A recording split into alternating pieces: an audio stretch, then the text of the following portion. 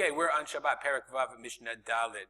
We're going to continue discussing things you can't wear outside because it's carrying. Says the Mishnah, Lo yetzeh ish lo b'sayif v'lo b'keshed. Man can't walk outside with his sword or his bow, for bow and arrow, i.e. military weapons. V'lo b'tris, v'lo b'ala, v'lo b'romach. Tris and ala are two types of swords. The tris, the Bartenura says, is a sword made in a triangle, mishulash. And Allah is a sword that's round, a shield that's round. Okay, different kinds of swords. V'lo b'romach, nor can you carry your spear. Okay, some say Allah is some say that Allah is also a club, some kind of club. V'im yatzah, and if you went outside with any of these things, chayav chatat, you're chayav chatat, you carried it, it's an isur d'oraita. Rabbi Eliezer Omer, Rabbi Eliezer says, no, tachshitim, these are adornments. These are things that a man carries in order to seem important. I guess you have you're toting your gun, which is very sad, and I guess maybe that was the culture of the time, because you would wear your weapons, and you carry your weapons so people would know that you were important, or that you were tough, or what have you. Chachamim say no. That's not a tachshit. Eino ele leginai. It's not something that's positive, rather, that's a negative adornment. That's not a positive adornment. It doesn't make you look good, it makes you look terrible. Shneimar, as it says, V'kititu charvotam li'itim, v'chanitotehem lemazmerot. They will crush their swords. What does that mean, the itim? That's right, they shall beat their swords into plowshares, and their spears into pruning hooks. I.e., okay, lo yisagoy al goy cherev, v'lo yamadu al milchama. God willing, one day, we'll stop fighting with each other. There won't be any war anymore. So therefore, because of that, we see from there explicitly, these aren't adornments, these aren't tachshitim, these aren't things that make people look good. The things that people have to wear in order to protect themselves. The fact that people think of them as adornments, that's the problem, Chachamim say. So therefore, even though somebody might wear it, Rabbi Eliezer, as a tachshit, ultimately the values of these weapons that they wear promote something that the Kadosh Baruch Hu wants us not to have, and therefore you can't wear them on Shabbat. Very interesting implications. Birit tehorah. Yosim ba b'Shabbat. Birit. What's a birit? Let's look at the Bartenura. Okay? Birit is etzada al shok. It's sort of like a ring or like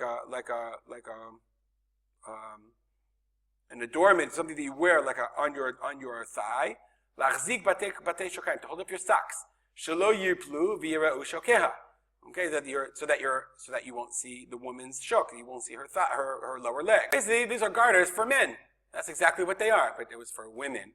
So you get the point. It's a garter. It's what it's called, for your legs. So the Bartenura says, one second, here we are. Hilkach, therefore, tahora. It's not something that's mikabel tuma, because in order to be mikabel tuma, it has to be a tachshid lenoi, something that is for the person. Okay, and it's also not a kli tashmish. It's not something that I use. It's interesting. I use this thing, but I use it for another kli. It's a kliamishamesh kli. It's a utensil that's used in the service of another utensil. And therefore, it's tahor. Because it's not used directly for the person's benefit, but rather for the kli, yes, I benefit from it, but I'm using the garter, I'm using the birit to hold up socks, therefore it's not mekabel tuma, it's tahorah. But yotzim ba b'Shabbat. But you're allowed to go outside with it on Shabbat because it's something that you use as part of your clothing. But kvalim tmeim. Something called kvalim is tamei. Ve'en yotzim behem Shabbat. I have to read the Bartenura to explain what kvalim are. The Bartenura says, Mishpacha achat hayta b'Yisrael. There was a family in Yerushalayim. She'u psi'otem gasot.